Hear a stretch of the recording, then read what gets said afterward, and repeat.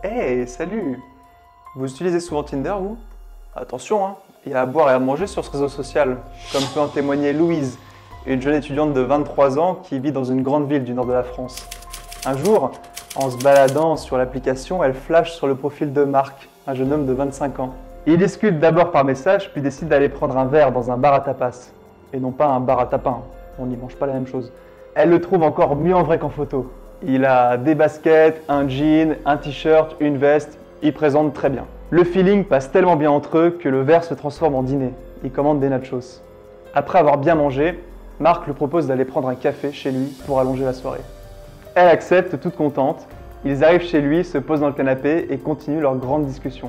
Au bout d'un moment, elle sort son téléphone qui, faute de batterie chargée, s'éteint brusquement. Elle lui demande s'il n'a pas un chargeur d'iPhone. Il lui répond que non, il a un Wiko. Mesdames, s'il a un Wiko, fuyez.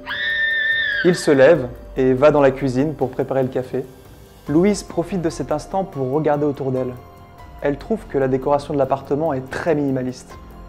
Il y a un meuble, une télé, une peinture au-dessus. La peinture représente un cochon éviscéré. Et si on l'observe plus en détail, on peut apercevoir des mouches voler et des asticots lui déchiqueter les viscères. Bonjour. Oui, bonjour monsieur, c'est votre commande. Merci. Bon appétit, joyeuses fêtes. Attendez, pour vos étrennes.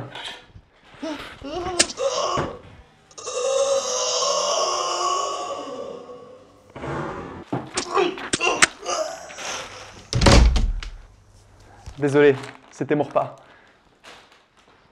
Louise, toujours assise dans le canapé, commence à ressentir les effets secondaires du guacamole et des nachos. Elle interpelle Marc pour lui demander où sont les toilettes. Il lui répond au fond du couloir. Elle s'y rend d'un pas décidé. Et sur son chemin, elle voit une porte semi-ouverte. La pièce semble très étrange. Elle est vide et est peinte en noir du sol au plafond. Elle est intriguée, mais elle ne s'attarde pas là-dessus. Arrivée au bout du couloir, elle s'installe sur le trône et fait sa petite affaire. Enfin, petite, vous avez déjà mangé des nachos. Elle tend machinalement le bras vers le rouleau de papier et là, plus de papier. Elle panique, regarde autour d'elle, mais ne trouve pas de plan B. Elle se résigne à appeler Marc pour lui réclamer un rouleau. Elle entrouvre la porte, mais au moment de l'interpeller, elle entend une succession de bruits stridents, comme un frottement métallique. Elle connaît ce bruit, mais n'arrive pas à l'identifier. Elle ouvre un peu plus la porte et aperçoit, au loin, dans le salon, quelque chose de bizarre sur le sol. En l'espace d'un instant, sa préoccupation n'est plus le papier hygiénique. Elle remonte discrètement sa culotte et avance, intriguée dans le couloir. Elle entend toujours le bruit.